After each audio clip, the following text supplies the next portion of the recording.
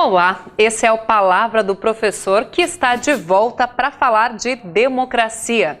Esse é o nosso assunto de hoje e o nosso convidado para debater esse tema é o doutor Manuel Gonçalves Ferreira Filho, que é professor da USP e também referência em Direito Constitucional no Brasil. Seja muito bem-vindo ao programa. Muito obrigado, é um grande prazer participar desse programa. Espero que trazer alguma contribuição interessante para aqueles que se dispõem a ouvir-me. Para começar, então, com a contribuição, quais são hoje, na sua avaliação, os principais desafios que a democracia brasileira encontra para se consolidar e avançar em qualidade?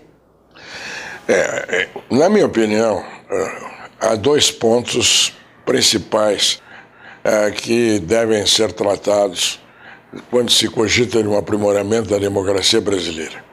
Uma questão é relativa exatamente ao sistema presidencialista de governo. E a outra questão é ligada ao sistema eleitoral e partidário. É claro que esses dois aspectos são interligados, mas podem ser tratados diferentemente. O número de partidos políticos que o Brasil tem hoje em dia é um problema, um obstáculo para a democracia? É um obstáculo para a democracia e vou tentar explicar em poucas palavras. A questão é que a democracia vive num sistema chamado Estado de Direito. Ou seja, há várias deliberações que devem ser aprovadas pelo Congresso Nacional, que é onde exatamente atuam os partidos políticos. Essas deliberações, obviamente, exigem maioria. A maioria pode ser obtida, simplificando as coisas, de duas maneiras. Ou por uma coalizão de partidos que partilhem determinados ideais, ou pelas barganhas habituais de cargos, empregos e outros favorecimentos. O sistema partidário, quando ele é extremamente fracionado, impede que as opções políticas sejam aprovadas em termos de linhas de pensamento e favorecem que elas sejam discutidas ou convencionadas por intermédio das barganhas. O número de partidos é negativo para isso. E é fácil explicar, porque o Brasil tem hoje 28 partidos, por exemplo, representados na Câmara dos Deputados. O maior partido brasileiro tem menos de 14% do total.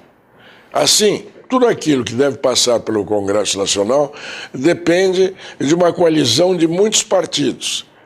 Portanto, entra em choque com muitos interesses e, consequentemente, é muito difícil de ser estabelecido. Incentiva a corrupção também? E também incentiva a corrupção.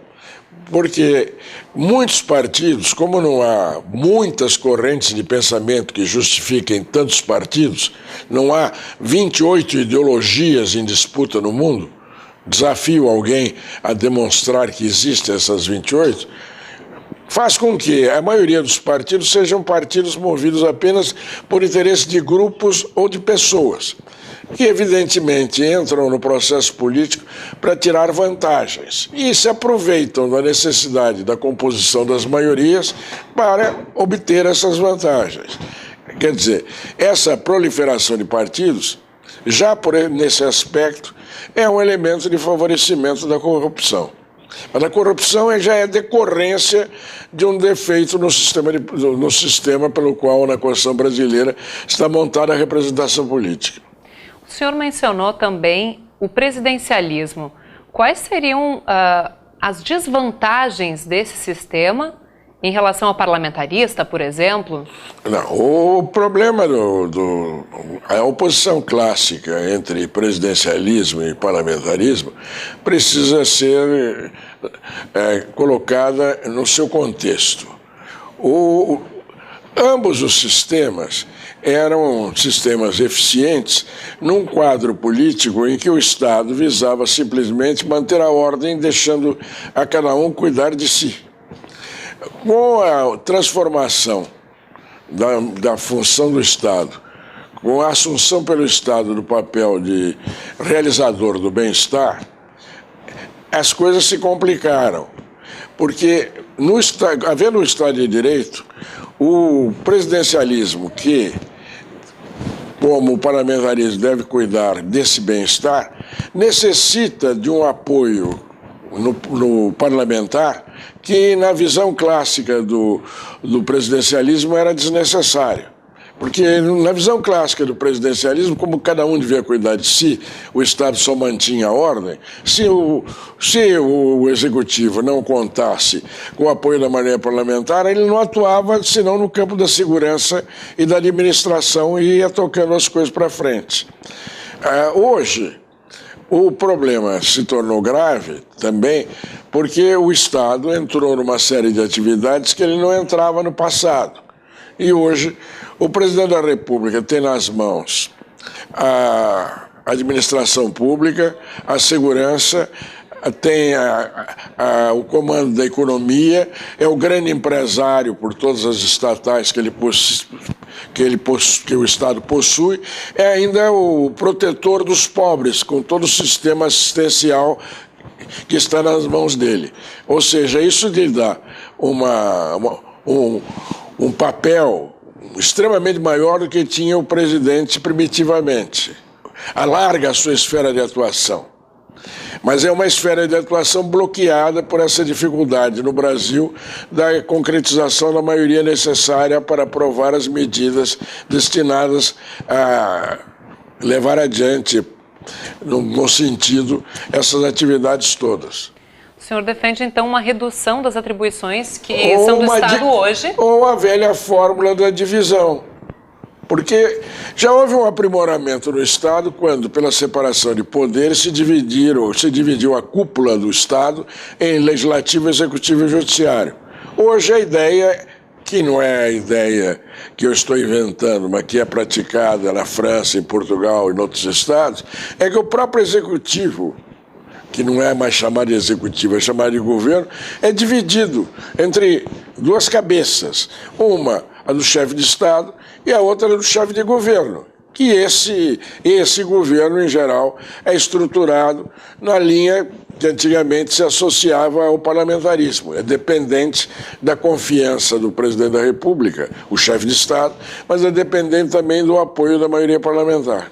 Isso poderia facilitar, então, a administração da máquina pública. E que facilita um aspecto que eu não tive a oportunidade de mencionar na palestra, que é quando a política não está dando certo, muda-se o chefe do governo, não precisa mudar o chefe de Estado. Muda-se o chefe do governo. Porque quando o chefe do governo é chefe de Estado também, ele precisa ser muito humilde para reconhecer que a sua política não deu certo e mudar radicalmente a sua política. Bom, mudando um pouquinho de assunto agora, falando de um outro aspecto que também tem sido bastante debatido ultimamente, reforma no sistema político, mudanças no sistema eleitoral. Na sua avaliação, o que se tem hoje é um sistema eficiente, eficaz, com boa representatividade, ou deveria ser substituído o sistema eleitoral vigente hoje? Eu acho que o sistema eleitoral que se pratica hoje no Brasil tem deficiências que precisam ser corrigidas. O sistema de representação proporcional tem, sem dúvida, o mérito de abrir caminho para que todas as correntes de pensamento tenham voz nas decisões políticas. Mas ele tem o defeito de fracionar a representação política. E, consequentemente, é exatamente esse fracionamento um dos elementos que contribuem para a dificuldade na obtenção das maiorias que, como eu tenho sustentado, é necessário para a boa governança. Agora, se nós vamos manter o sistema de representação proporcional, nós precisamos, pelo menos, evitar que o número de partidos se torne excessivo. E, sem dúvida, o número de partidos no Brasil é excessivo, porque nós temos 35 partidos registrados e 28 representados na Câmara dos Deputados. Sendo que o mais importante dos partidos tem na Câmara dos Deputados menos de 14% do total, como eu insisti na palestra. Existe uma solução para isso, que é praticada na Alemanha. É a chamada cláusula de corte. O partido que não tem 5% dos votos é cortado, não tem representação. O que impede essa pulverização da maioria do parlamento. Facilita, então, exatamente essa necessidade de conformação das maiorias para a governança.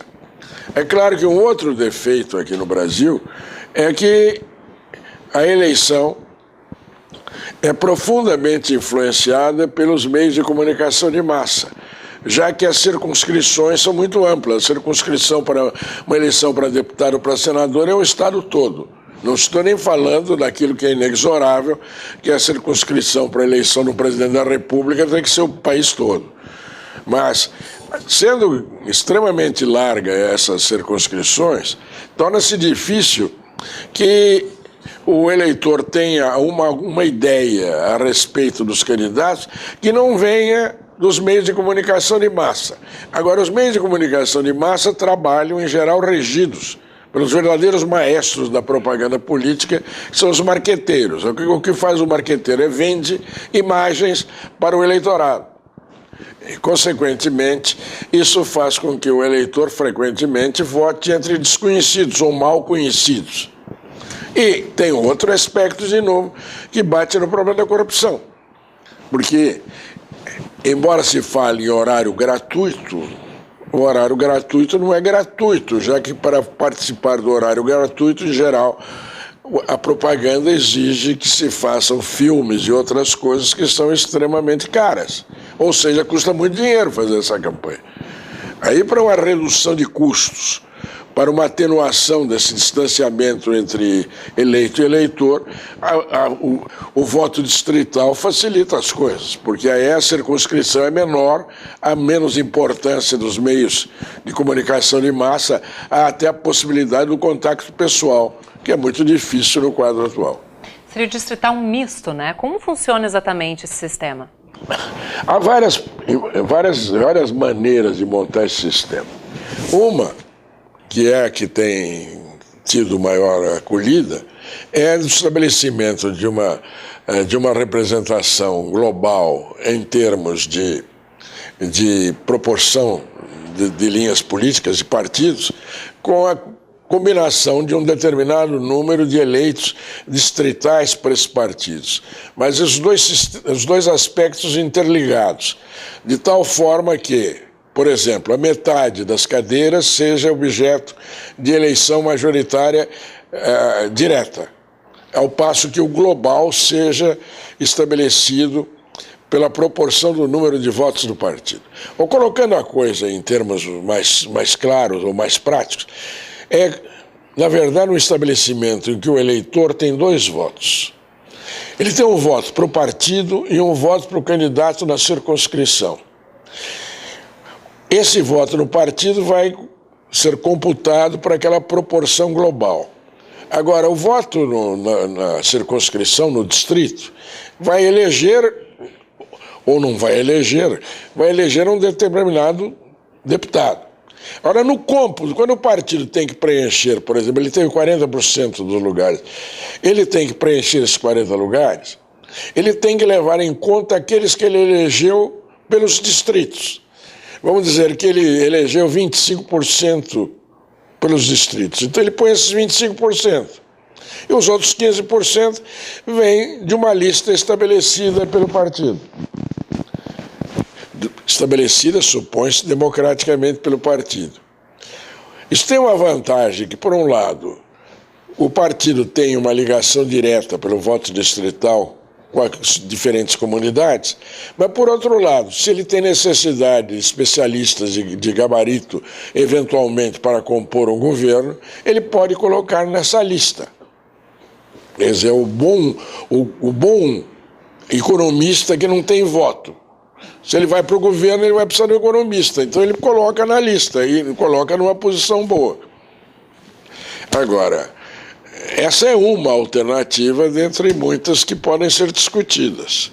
Certo. Agora, para a gente encerrar, uma das mudanças que o senhor também destaca como muito necessárias é a mudança de cultura, para realmente arraigar, né, a cultura democrática que estaria vivendo um declínio. Por que ela está em declínio hoje e a mudança de cultura pressupõe mais participação da sociedade? Bom, o que eu diria é que, embora eu seja professor de direito, eu acho que o direito não resolve tudo.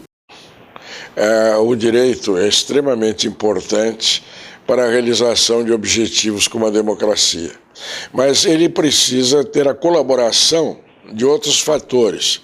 E a colaboração imprescindível para que o direito tenha êxito na implantação de uma democracia é exatamente existir uma cultura democrática.